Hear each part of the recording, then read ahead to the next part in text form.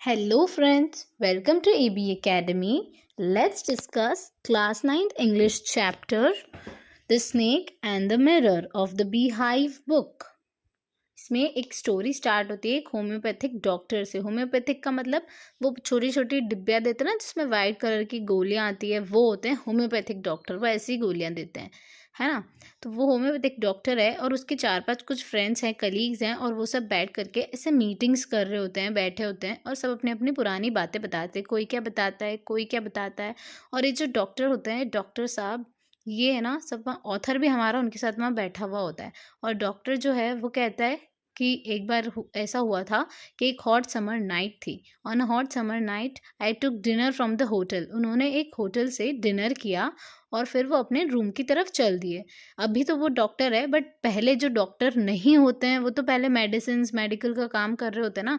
तब वो रेंट से रहते थे, उनके पास ज़्यादा पैसे नहीं हुआ करते थे उस टाइम। तो वो रूम तक गए, उस रेंट वाले रूम पर गए, और उन्होंने वहाँ पर ऐसे नॉइज़ पाई कि ये नॉइज़ किसकी आ रही है। वो कहते हैं कि I share the room with the rat. He shares the room with a rat. वो रैट्स के साथ अपना रूम शेयर करते थे, उनके साथ और कोई नहीं रहता था, बट वो चूहों के साथ अपना रूम शेयर करते थे। और वो आवाज़, वहाँ जब भी आवाज़ आ रही थी वो सोच रहे थे कि ये चूहों की आवाज़ है, यही कुतर कुतर कर रहे हैं, आवाज़ निकाल रहे हैं, चूहे ही परेशान कर रहे हैं। उनका रूम स्मॉल था और वो रेंट से रहते थे। और वहाँ पर क्या हुआ कि वो गए और चेयर पे बैठे और लाइट चली गई, लाइट नहीं थी वहाँ पर। तो उन्होंने एक केरोसिन लैंप है उसे जलाया और टेबल पे रखा और वो आराम से चेयर पे बैठ गए, as there was no light. उनकी अर्निंग्स भी बहुत ही ज़्यादा कम थी। उन्होंने सोचा वो क्या करे, वो बहुत ज़्यादा परेशान हो रहे थे, इतनी गर्मी लग रही थी उन्होंने, वो कहाँ जाए, हर तरफ अंधेरा ही अंधेरा हो रहा था और रात का टाइम था। 10 बजे के बाद वो अपने घर आए थे रात को।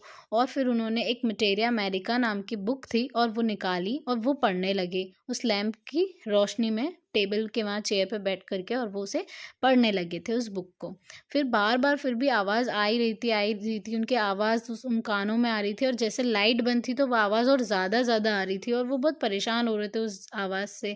और वो बैठे बैठे सोचते रहते हैं कि वो एक डॉक्टर वुमेन से शादी करेंगे जो थोड़ी मोटी होनी चाहिए, ताकि अगर वो कुछ गलती करे और वो भागे तो वो उसे पकड़ ना पाए। वो ऐसी अजीब सी सोच थिंकिंग करते रहते हैं। और सडनली एक रबर उनके ऊपर आकर गिरता है और वो देखते हैं कि उन्हें लगता है कि एक रबर गिरा है। और पर जब वो उसे देखते हैं तो वो कहते हैं कि वो रबर नहीं था, वो था एक स्नेक। वो ऐसे जब थिंकिंग कर रहे होते हैं, वो अजीब से अपने मन में कहानियां बना रहे होते हैं ना, तब एक रबर गिरता है। वो सोचते हैं कि रबर है, बट वो रबर नहीं था, इट वॉज अ स्नेक। एक बहुत बड़ा सा जाइंट स्नेक उनके ऊपर आकर घिर गया था। वो कहते हैं माय गॉड। अब वो इतना डर गए थे ना, वो हिलना बंद हो गए थे, वो एकदम हक्के बक्के रह जाते ना, उस तरह से एक जगह सटीक होकर बैठ गए थे। वो सांसें भी इतनी धीरे धीरे लेने लगे थे, उन्हें लगता है कि अगर वो हिलेंगे तो वो स्नेक उन्हें काट जाएगा। वो भगवान के बारे में सोचते हैं, अब या तो ये स्नेक मुझे काटेगा या मुझे ऐसे ही चुपचाप बैठे रहना चाहिए। वो है ना मेडिसिन के बारे में सोचने लग जाता है कि मैं एक डॉक्टर हूँ, फिर भी मेरे घर में एक मेडिसिन नहीं है, मैं कितना बेवकूफ़ हूँ कि अपने सांप काटा, तो मैं करूँगा क्या अगर मैं सांप काटा, तो फिर मेरा मरना निश्चित है, मेरे पास मेडिसिन भी नहीं है। वो जो स्नेक रहता है, फिर वो स्नेक ना ऐसे धीरे धीरे कर करके स्लाइड डाउन होता है, उनका हाथ भी इतना तेज़ दुखने लग जाता है उन डॉक्टर का वो स्नेक की वजन से। फिर वो स्नेक धीरे धीरे कर करके और उस मिरर के सामने चला जाता है, और वो स्नेक जो होता है वो अपने आप को एडमायर करने लगता है, अपनी सुंदरता को देखने लगता है। फिर डॉक्टर अपने मन में ये सोचने लगता है कि वो अब क्या वो अपने आईब्रोज के बारे में देख रहा है कि वो ठीक है या नहीं, क्या वो मेल है या फीमेल, क्या वो ये सोच रहा है कि उसका सिंदूर लगाएगा तो वो कैसा लगेगा। और ऐसे करके उस स्नेक के बारे में कहानियां बना रहे थे, जबकि उसे ये भी नहीं पता होता है कि वो मेल है या फीमेल। फिर भी वो उसके आईब्रोज, उसके सिंदूर के बारे में ऐसा सोचने लग जाता है। वो सोचता है कि ये जो स्नेक है ये भी मिरर में अपनी ब्यूटी को एडमायर कर रहा है। और फिर जैसे ही वो स्नेक वो ऐसा कर रहा होता है तो वो फटाफट से भाग जाता है। और फिर वो ऐसा बताता है कि मैं वहाँ से भाग गया और मेरे दोस्त के घर पे चला गया था।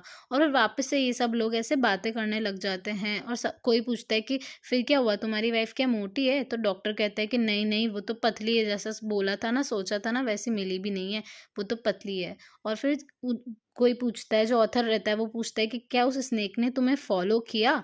तो वो कहता है कि मैंने तो पीछे पलट कर भी नहीं देखा कि वो स्नेक वहाँ से गया है या उसने मुझे फॉलो किया है या क्या हुआ है।